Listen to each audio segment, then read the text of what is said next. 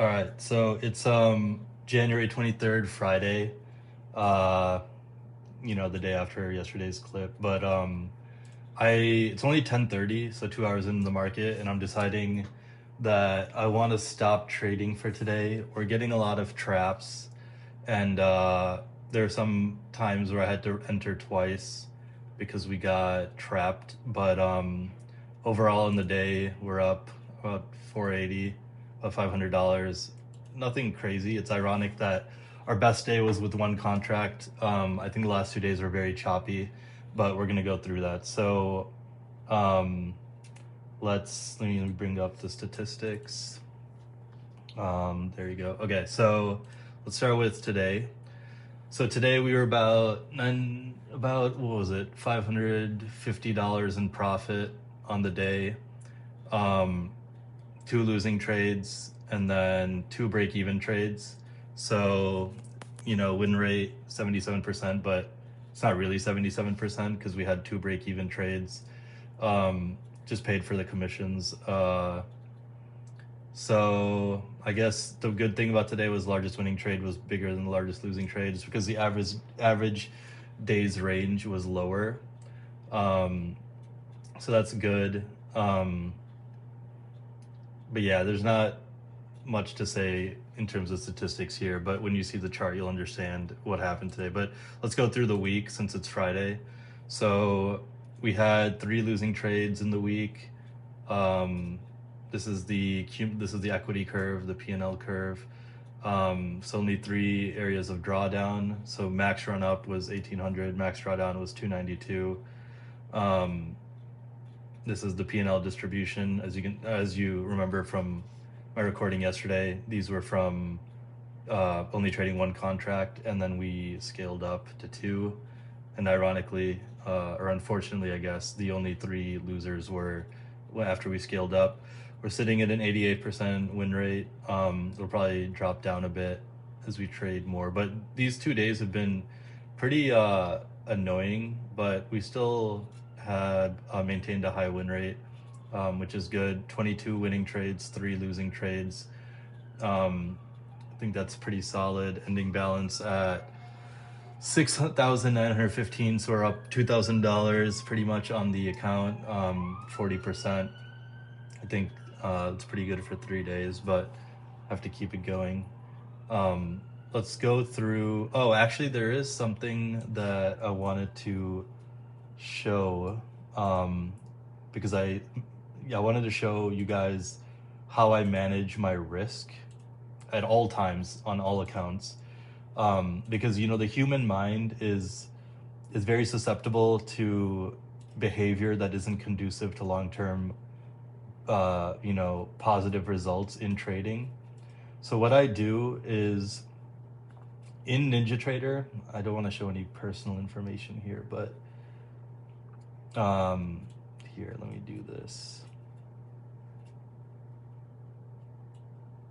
Okay, so in whatever, I'm gonna have to block that out, but so in Ninjatrader, you can set risk parameters, so that, it's literally like foolproof. Like, as long as you don't change it to try to, take a bigger loss before that loss limit is hit. This is how I manage risk. So as it says, like, you can set limits to the account, which will be automatically liquidated. So the account will automatically be liquidated and locked. And so what I do is, especially in this challenge, it's incredibly necessary because we're trading a small account. When I was trading one contract, this was set to $250, and now, because we're trading two contracts, set to $500. And what I do is, I don't just turn on the loss limit, because then you can come in here and your mind will be like, okay, I can win it back. Especially, I think if you're a beginner, your mind will do that. So I set it to whatever I need it to be, in this case 500. And then I also say lock risk settings if trading is locked. And it'll not be unlocked until the next session at 5 p.m. when the futures reopen after the break. So it literally will lock your account until that time. And I want to show you another thing, which is, I don't like to do this, but daily profit trigger. So I have currently determined that the market is not really worth trading. I think that, there's a lot of chop and there's a lot of traps. And personally, I have a Whoop, and I got my sleep score was really bad last night. I had a tough time falling asleep, partly because I was excited to like make these videos and whatnot. But, I can show you like my sleep score was down, and, so I'm just going to stop trading. And this is good for beginners, but we locked in about $480 worth of profit. So if you actually want to stop trading and not tempt yourself back into the market, you can also set a profit trigger, which it'll lock your account so that you don't overtrade or whatnot.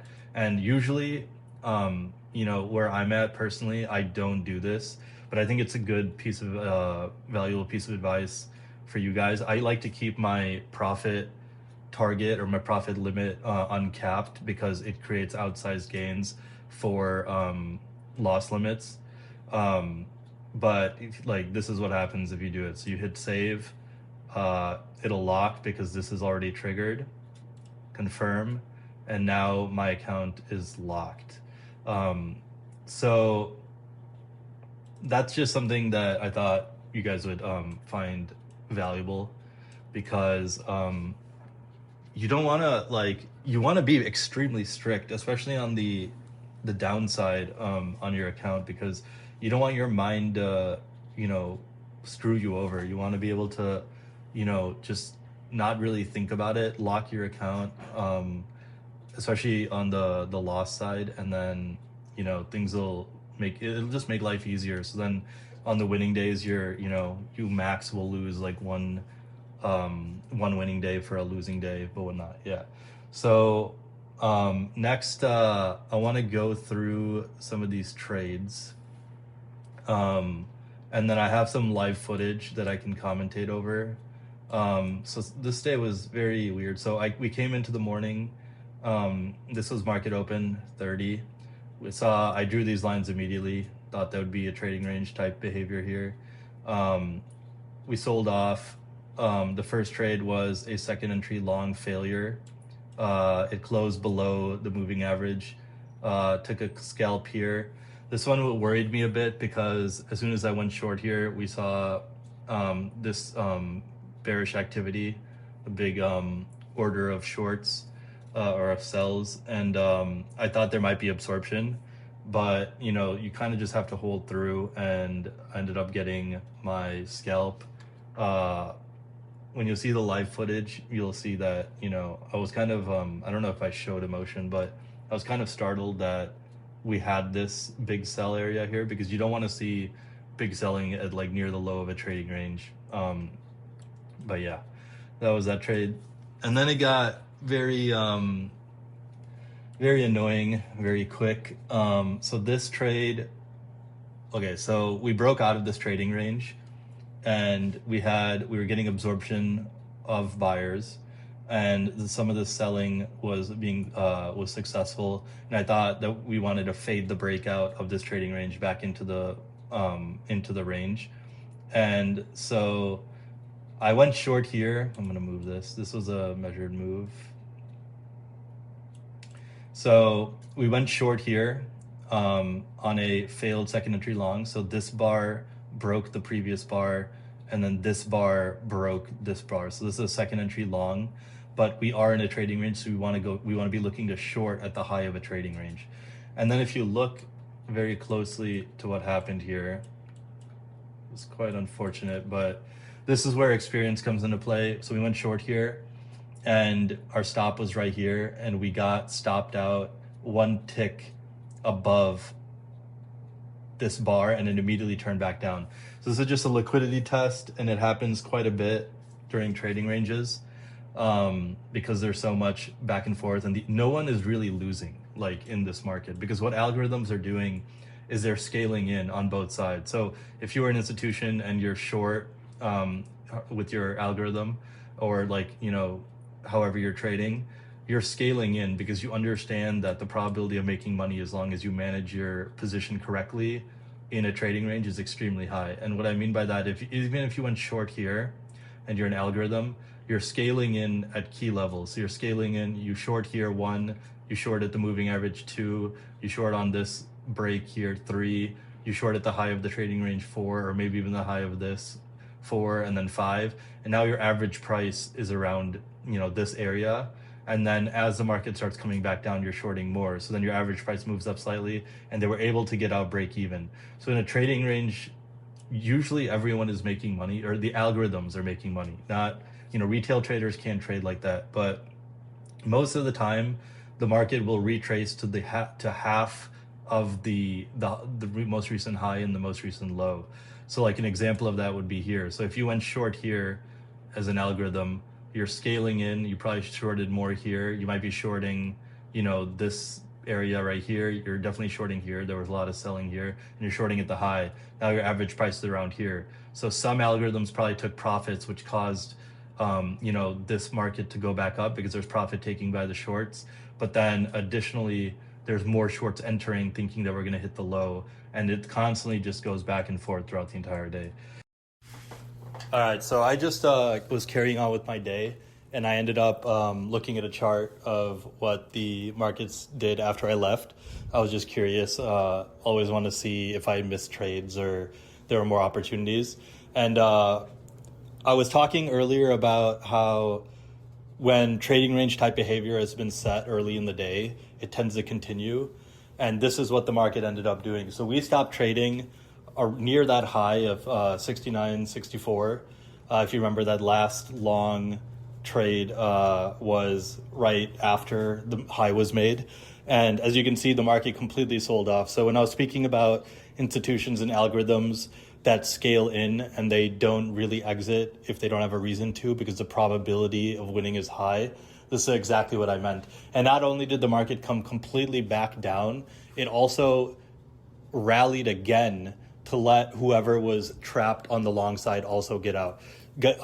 So if you were even long at that 69, 64, and the market started, trading, selling off, the algorithms, the institutions are continuously, using the, their liquidity and entering more positions and scaling in as it's going down. And then they also had a chance to get out. And even after that last rally, you can see that there was another sell-off near the absolute end of the day, near 3 o'clock, which even let the late bears exit at least break even or with a profit. So this is an exact type of, this chart is exactly what a broad trading range looks like. And, this I think hopefully can provide more context. Usually whether it's a trend day or a trading range day, it's usually the context of it is usually set within the first 10 to 30 minutes of the market opening. So what ended up happening here is, like I said, I had to re-enter. This is something that experience will teach you, but we got stopped out one tick. Unfortunate, very unfortunate, honestly, just kind of annoying. But as soon as the market goes back lower, that this trade is still in play, and I re-entered at the exact same level, and we made back our loss with, I think, a little bit of profit, not too much, but this was good management. Then we started getting a lot of traps here. So you can see I got trapped pretty badly here. The thing is, I understand that it's been a trading range, and so I'm expecting trading range type behavior for the rest of the day. Even if there is an inclination to go long, there is a trading range type behavior, and you need to keep that in your mind while the market is doing certain things. So we had a high here, and then we're retracing. And I was thinking that, the last time we broke this level, we sold off, and I'm thinking maybe it's not that strong. So I looked for a second entry short. I also saw there was big selling right here. So I thought that it was supported. I was wrong. This selling was absorbed, and I was absorbed, and I ended up getting stopped out. And then here's the part where it gets a little messy. This is why for scalping, you have to be quick on your feet. And maybe I could have made more profit on this short, but we'll talk about this. So as soon as I got stopped out, I knew that these shorts like me were trapped, and they were probably gonna have to exit, and they didn't exit until multiple bars later, as you can see. But I ended up going long, thinking that there was a potential break, which we did break. So I went long here, and then I saw this break, and then I also saw this immediate absorption of buyers. So now I'm just kind of confused, but I just decide I don't understand what the market is trying to do. It might actually rally further. So I ended up taking a scalp here. So we didn't make back this losing trade, but we did get out and we prevented another loss. So like, just look at this. So we had this failed and second entry lower, and the market went up. So if I didn't take this short, I might have taken this long. And if I took this long, I would have still gotten stopped out. So if I imagine like I went long, where I guess I went long here. So we, 51.50, and our stop is down 49.50. So 2 points of risk. We would have been stopped out. We wouldn't have made our profit at all. And if I was in this trade, I may not have had the vigilance to get out here, because I'm thinking that, this entire swing up is valid. But because I was stopped out here, I understand the psychology that there are other people who are probably scaling in, algorithms are scaling in. And it, like I was talking about the halfway prices, like if you look at this, we had this swing, which is 7 points. So 7 points off the top, or a half of that, 3.5 points off the top would be, let's see. The algorithms probably got out break even. So 3.5 points. So yeah, they got out at break even. If you look at this, actually, some of them did, but some of them did not. That's exactly one tick lower than 3.5 points. So it ticked through their order. So if you went short here and then scaled in even more here, you could have still gotten out break even at your one tick past your average price. And then there was clearly, shorts were wrong. I think there was algorithms taking break even profits. There were more bulls entering at the key levels. This trend line wasn't really in play, but at the moving average potentially. And then the market went higher. So I understood this and I went short, or I went long here. As you can see, my first entry is right here. Let me change this to first entry is right here, and then scalped out for 2 points off of this trend. So this entire area, man, it was a little frustrating, but we managed to get a grasp on what was happening, and we took the trade in the right direction. It was at this point I was like, I'm not trading well. I'm tired. I'm not really reading the market correctly. I think that it's a trading range, but the breakouts aren't really being faded. And so I was deciding to stop potentially. And then, but I was like, okay, let's just see, let's just be patient. Let's, take a step away from the computer and come back and see if we can get something else. And this trend line was confirmed on this low. So I was still looking for longs, because at this point, I have to keep in mind that it's a trading range, but that there's a potential for the market to still continue to go up, because we're so close to yesterday's high. And yeah, I mean, we could keep pushing up. So I waited for a long setup off of this trend line. We had a beautiful second entry long right here. And this one is very interesting. I think you'll see this in my live recording that I'm going to put in this video. But we ended up going long here. And then we had this big bullish bar, which my profit target was actually 2.5 points. So it was one tick off of this high. So at 250 right here, this was actually my profit taking target. But we had this big bar, and this is where, again, experience comes into play. After a big bar like this, I knew that based on order flow. So if you lower this to maybe like 65, yeah, I knew that there was going to be some type of action near the high of this bar. And I knew that there would be potential absorption, because again, in the back of my mind, I'm maintaining the idea that there's a trading range and there's a lot of chop. And so I didn't even see this, but I knew that my profit taking target was 2 ticks higher than my exit, so 1 tick higher than the high of this bar, and I knew that there was probably some absorption about to happen. So I quickly just ended up taking 2 points instead of 2.5 points. And yeah, you know, there's gonna be a lot of people, you know, like everyone has an opinion about, you know, holding trades and whatnot, but you know, I'm a scalper and it's my job to quickly adapt to what the market is doing and to make money. And I think a beginner should just hold this trade, but I knew that there was going to be some absorption at this level. And as you can see, I exited literally right here and the market completely reversed. So if I held for those extra 2 ticks, I would have been stopped out. I'm not telling people that they should, I mean, you'll understand when to do this if you trade long enough, but this is just like, it's just good management by me in the moment. But then, you know, I just decided to stop trading, started selling off, I guess. Right now, you know, let's see what a good trade is here. So we had, again, another failed, see another trap here off of the POC. If you went short on any of these bars, you're trapped. If you went long here off of, you know, a first entry long, you're trapped. I just am not willing, I think, to trade this anymore. You were also failed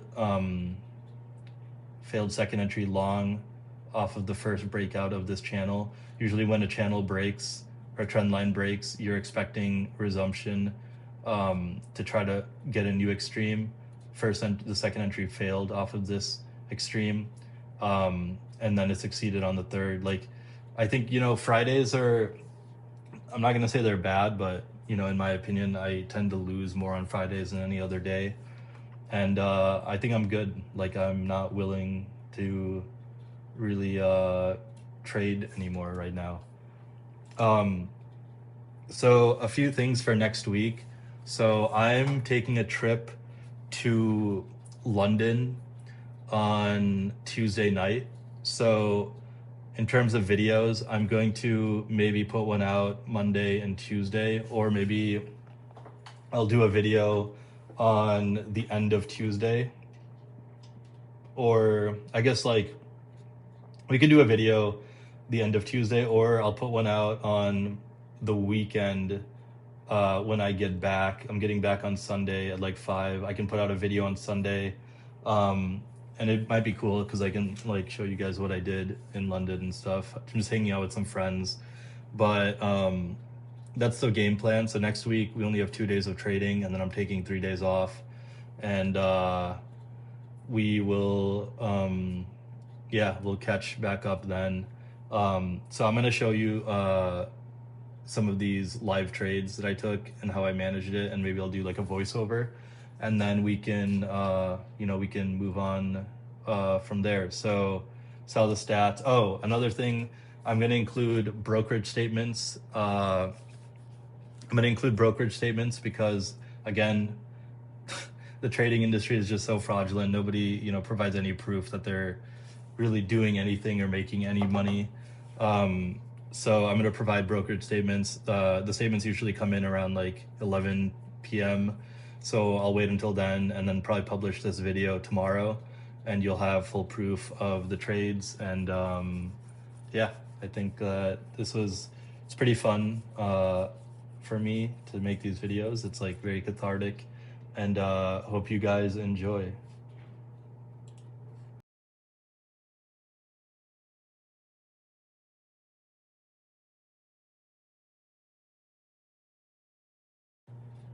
All right, so this is a video of the first trade of the day, right after the market opened. We're in this trading range and we are potentially selling off. So I'm trying to look for a short here. So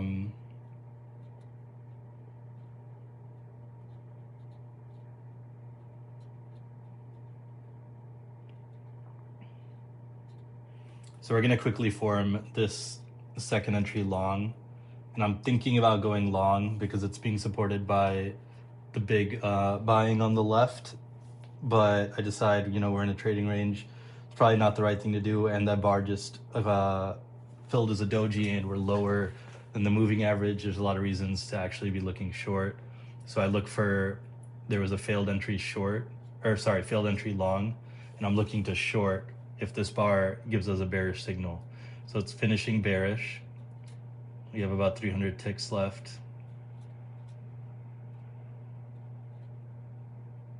And then I enter. So as soon as I entered, you know, it all happened in a split second, but I'm sure you noticed that that red sell circle just formed. So I'm a little worried here about absorption. Even though the trade is valid, I'm worried that the sellers are going to have to, you know, try really hard to get a result. And I think I'm just scalping out here for, I think I changed it to 2 points. And as you can see, I think we're about to get filled here. Or maybe it goes back up here first, but there is absorption happening. The sellers aren't able to really push the market down with a lot of conviction.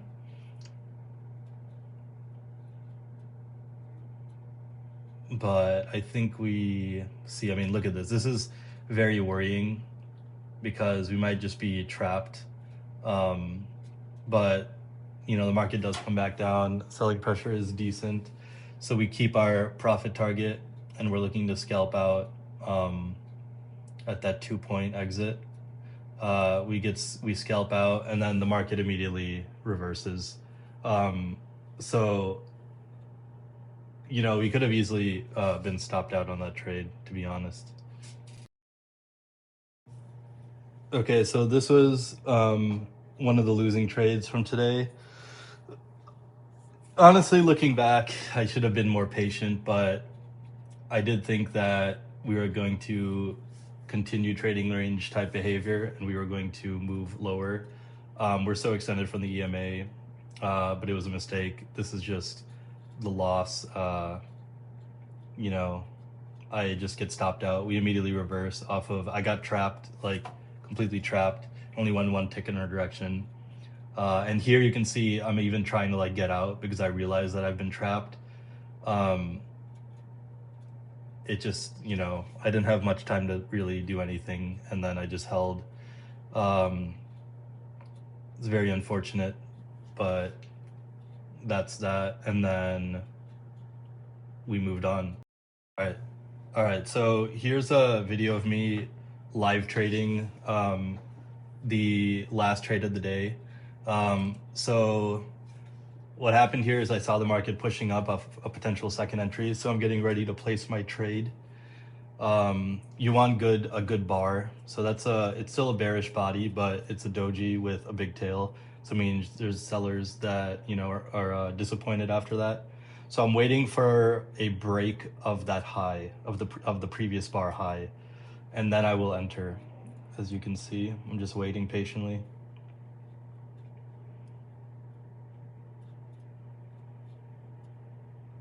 You have to be, you know, very patient. You can't enter preemptively because, for example, if you entered now without a break, the market could just keep going lower and you have no confirmation that a micro new high has been confirmed. So I think we're about to break higher now. There we go. So I placed my limit order to try to get filled. Get filled there. Move my stop. So I think we're risking 2.5 points, and we are trying to get right now 2.5 points. But as you can see, okay, so this bar forms really quickly, and this is where the experience kicks in that I was explaining. We stopped there, and I'm like, why did we stop? It was moving so fast for a period of time. Why did we stop? And then I decide to, you know, get out here. And then I don't like to do that, but then I want to confirm that I did the right thing. So I lowered the average size for a required trade, and you can see that there's absorption occurring at that exact moment. So as I sold, there was absorption, and I got out at a great entry on a single bar of movement. And as you saw from, you can rewind, you can rewind the video, but as you saw, what ended up happening is that bar completely reversed, and it completely would have stopped us out if we held for that extra tick.